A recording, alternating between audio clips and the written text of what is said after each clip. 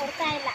ಅದ್ರ ಬಗ್ಗೆನೂ ಕೂಡ ಈ ಒಂದು ವರದಿನಲ್ಲಿ ಇವತ್ತು ಅದು ನಮ್ಮ ಬೇಡಿಕೆಗಳಲ್ಲಿ ಮತ್ತು ನಮ್ಮನ್ನು ಕೂಡ ಒಂದು ಕಾರ್ಮಿಕರ ಲೇಬರ್ ಕೋಡ್ನಲ್ಲಿ ಸೇರಿಸಿ ನಮ್ಮನ್ನು ಕಾರ್ಮಿಕರು ಅಂತ ಪರಿಗಣಿಸಿ ನಮಗೆ 28,000 ರೂಪಾಯಿಯಷ್ಟು ವೇತನವನ್ನು ಮಂಜೂರು ನಿಗದಿ ಮಾಡಿ ಅಂತ ಕೇಳೋದನ್ನು ಕೂಡ ಒಂದು ಬೇಡಿಕೆಯನ್ನು ಇಟ್ಟಿದ್ದೀವಿ. ಮತ್ತು ಇದನ್ನು ಇವತ್ತು ಫೆಬ್ರವರಿ 1ನೇ ತಾರೀಕು ಕೇಂದ್ರ ಬಜೆಟ್ ಇದೆ. ಅಲ್ಲಿಗೆ ನಮ್ಮ ಪಾರ್ಲಿಮೆಂಟಿಂದ ನಮ್ಮ ಯದುವೀರ್ ಅವರು ಹೋಗ್ತಾರೆ. ಆದ್ದರಿಂದ ನಾವು ಇವತ್ತು ಅವರಿಗೆ ಈ ಮನವಿಯನ್ನು ತಲುಪಿಸಿದ್ರೆ ಆ ಒಂದು ಬಜೆಟ್ನಲ್ಲಿ ನಮ್ಮ ವಿಷಯವಾಗಿ ಅವರು ಚರ್ಚೆ ಮಾಡಲಿ ಅನ್ನೋ ವಿಷಯವಾಗಿ ಇವತ್ತು ನಾವಿಲ್ಲಿ ಅವರಿಗೆ ಮನವಿ ಕೊಡೋದಕ್ಕೆ ಬಂದಿದ್ದೀವಿ. ಮತ್ತು ಇನ್ನೊಂದು ಏನಪ್ಪ ಅಂತಂದರೆ, ಇದೇ ಫೆಬ್ರವರಿ 12ನೇ ತಾರೀಕು ಸಾರ್ವತ್ರಿಕ ಒಂದು ಮುಷ್ಕರ ಇದೆ. ಅಂದರೆ ಬರೀ ನಾವೊಬ್ಬರೇ ಅಲ್ಲ, ಈ ಒಂದು ಕಾರ್ಮಿಕರ ಅಡಿನಲ್ಲಿ ಯಾರ್ಯಾರು ಬರ್ತಾರೋ ಎಲ್ಲರೂ ಕೂಡ ಈ ಒಂದು ಯೂನಿಯನಲ್ಲಿ ಇದ್ದಾರೆ. ಈ ಯೂನಿಯನಲ್ಲಿ ಇರುವಂಥ ಎಲ್ಲರೂ ಕೂಡ ಒಕ್ಕಟ್ಟಾಗಿ ಸೇರಿ ಟೌನ್ ಹಾಲ್ನಲ್ಲಿ ಫೆಬ್ರವರಿ 12ನೇ ತಾರೀಕು ಸಾರ್ವತ್ರಿಕ ಮುಷ್ಕರವನ್ನು ಇಟ್ಕೊಂಡಿದ್ದೀವಿ. ಅಲ್ಲಿಗೆ ನಾವುಗಳು ಕೂಡ ಎಲ್ಲರೂ ಕೂಡ ಕಡ್ಡಾಯವಾಗಿ ಹೋಗಬೇಕು.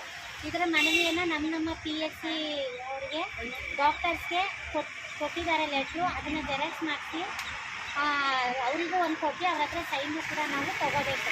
ಪ್ರತಿಯೊಬ್ಬರು ಕೂಡ ಈ ಮುಷ್ಕರದಲ್ಲಿ ಭಾಗವಹಿಸಬೇಕು ಅನ್ನೋದನ್ನು ಈಗ ತಾನೇ ನೀವು ಬರೋಕ್ಕೂ ಮುಂಚೆ ಚರ್ಚೆ ಮಾಡಿದ್ದೀವಿ. ಯಾರು ಕೂಡ ಯಾಕಂದರೆ ಇದು ನಮ್ಮ ಒಂದು ಬೇಡಿಕೆನ ಈಡೇರಿಕೆ ಅಂತಲೇ ಇರುವಂಥ ಒಂದು ನಮ್ಮ ಸಂಘ ಸಂಸ್ಥೆ ನಾವು ಕಟ್ಕೊಂಡಿರೋಂಥ ಯೂನಿಯನ್. ಈ ಯೂನಿಯನ್ನಲ್ಲಿ ನಾವೆಲ್ಲ ಸೇರಿದ್ಮೇಲೆ ಆ ಮುಷ್ಕರದಲ್ಲೂ ಕೂಡ ನಾವೆಲ್ಲರೂ ಕೂಡ ಒಗ್ಗಟ್ಟಾಗಿ ಭಾಗವಹಿಸಬೇಕು ಅನ್ನೋದನ್ನು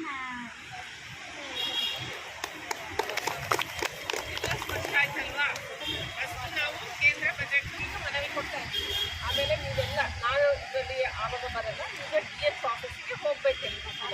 ಅಲ್ಲಿ ಕುಂದುಕೊರತೆ ಸಭೆ ನಡೆಸಿ 4 ತಿಂಗಳ ಪ್ರೋತ್ಸಾಹನ ಯಾಕೆ ಬಂದಿಲ್ಲ ಅದನ್ನು ಹೇಳುವಂಥದ್ದಿದೆ. ಇದೆಲ್ಲ ನೀವು DH ಆಫೀಸಲ್ಲಿ ನೀವು ಹೋಗ್ತೀರಾ. ಇವರು ಯಾರು ಭಾಗ್ಯ ಮತ್ತೆ ಗೋಮಲ ಇವರು ನೇತೃತ್ವ ವಹಿಸ್ತಾರೆ. ಎಲ್ಲರೂ ಮಾತಾಡ್ಲಿಕ್ಕೆ ಹೋಗಬೇಡಿ, ಯಾಕಂದ್ರೆ ಅವ್ರಿಗೆ ಸ್ಪಷ್ಟವೇ ಆಗಲ್ಲ. ಆ ಡಾಕ್ಟರ್ಸ್ಗೆ ಹೇಳೋದು ಸ್ಪಷ್ಟ ಆಗಬೇಕು. ಸ್ಪಷ್ಟ ಆಗೋದಕ್ಕೆ ಅದೆಲ್ಲ ನೀವು ಹೇಳ್ತೀರಾ ಒಬ್ಬೊಬ್ಬರು. ಆಮೇಲೆ ನೀಟಾಗಿ ಫೋಟೋ ತೆಗಿಬೇಕು. ಆಮೇಲೆ 12ನೇ ತಾರೀಕಿನ ಮುಷ್ಕರದ್ದು ಕೂಡ ವಿಷಯ ಅಂತ ಹೇಳಿ ಅವರಿಗೆ ಕೊಡಬೇಕು, ಫೋಟೋ ತೆಗೆಸ್ಕೋಬೇಕು. ನಿಮ್ಮ ವೈದ್ಯಾಧಿಕಾರಿಗಳಿಗೂ ಕೂಡ ಈ ಲೆಟ್ರ್ ಕೊಡಬೇಕು, ಫೋಟೋ ತೆಗೆಸ್ಕೋಬೇಕು. ಮುಷ್ಕರದ್ದು ಚೆನ್ನಾಗಿ ವಿಷಯ ಪ್ರಚಾರ ಮಾಡಬೇಕು.